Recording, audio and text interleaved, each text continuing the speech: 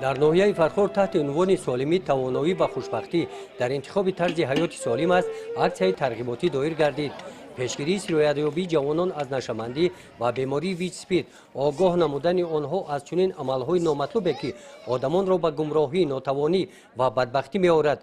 جلب نورسان و جوانان به ورزش از موضوعهای این همایش نمایشکارانه انعکاس یافتند.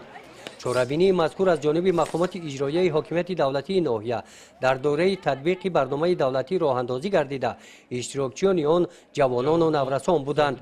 بخشیده به این چاره‌بینی در برآمد جانشین رئیس ناحیه قید کرده شد که در 6 ماه سال روان در ناحیه فرخور با مقصد پیشگیری عمل نشه‌مندی بین نورسان و جوانان در مؤسسه‌های تعلیمی و جایهای جمعیتی 45 صحبت و واخوری‌ها گذرانیده شدند. مقصد اساسی چاره‌بینی امروزه پیش از همه پیشگیری جوانان از نشه‌مندی و دیگر عملهای نامطلوب می باشد که در این چاره‌بینی اکثرا جوانان، زنان، بانوان و قشر فعال جامعه اشتراک نمودند. زیاد گردن چنین چاره‌بینی‌ها برای پیش از همه پیشگیری نمودن عملهایی که جوانان دست میزنند مساعدت کننده خواهد بود. چاره‌بینی نوبتی در برابر دیگر چاره‌بینی‌هایی که ماه‌های قبلی گذرانیده شدند دایره وسیع جوانان را فرا گرفت.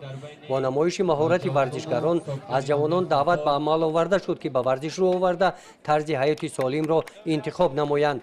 از جانب تشکیل کنندگان چاره‌بینی، بخش جوانان و ورزش، شعبه کار با زنان و عائله، مرکز تشکیل طرز حیات سالم، عاید عاقبت‌های نشه‌مندی و ضرر آن با آدم به اشتراکچیان و رقه‌های اطلاعاتی تقسیم کرده شدند. همایش مذکور با برنامه رنگین کنسرتی جنببست گردید.